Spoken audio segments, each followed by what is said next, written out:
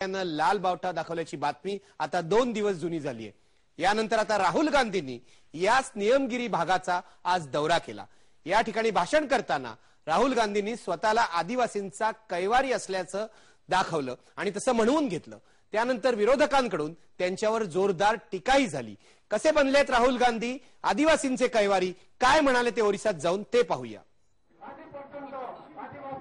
ओरिसात आदिवासींचं जीवन उद्ध्वस्त करणाऱ्या वेदांत प्रकल्पाला केंद्रीय पर्यावरण मंत्रालयानं लाल कंदील दाखवल्यानंतर लगेचच राहुल गांधींनी इथल्या आदिवासी भागांचा दौरा केला।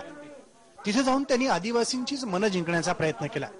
आदिवासींच्या कुठल्याही प्रश्नासंदर्भात काँग्रेस पक्ष नेहमीच त्यांच्या सोबत असल्याचा विश्वास त्यांनी आपल्या भाषणातून बोलून दाखवला। यहाँ आदिवासियों की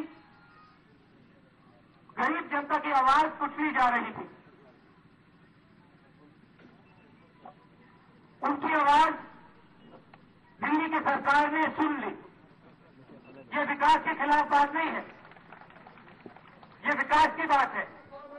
आदिवासींमध्ये काँग्रेसची लोकप्रियता पसरवायची आणि त्यांची मतं आपल्याकडे खेचून घ्यायची हेच राजकारण राहुल गांधींनी केल्याचं दिसून येत होतं। शेतकऱ्यांसाठी विकासाच्या वाटा आणि आदिवासींना त्यांचे हक्क मिळवून देण्यासाठी काँग्रेस किती कटिबद्ध आहे हे सांगण्याचा त्यांनी प्रयत्न केला। राहुल गांधींचा दौरा म्हणजे राजकारणाचाच एक भाग असल्याची टीका होऊ लागली आहे। लोकसभेत बीजेडीच्या खासदारांनी काँग्रेसच्या दुटप्पी भूमिकेवर हल्ला चढवला। आंध्र प्रदेशात काँग्रेसच्याच राज्यात पोलावरम धरणाला तिथल्या आदिवासींनी विरोध केलाय, त्याचं काय असा सवाल तथागत वेदांत या बीजेडीच्या खासदारानं विचारला।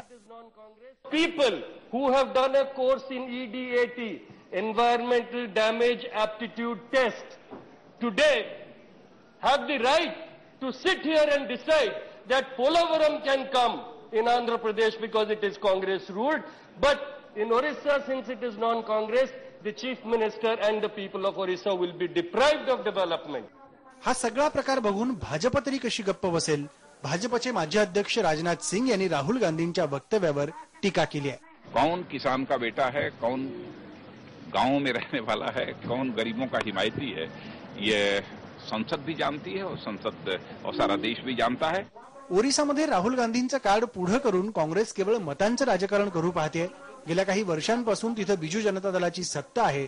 आता त्याला सुरुंग लावण्यासाठी तिथल्या आदिवासींचा नेता म्हणून राहुल गांधींना प्रमोट करण्याचं काम सुरू असल्याची टीका होतीये।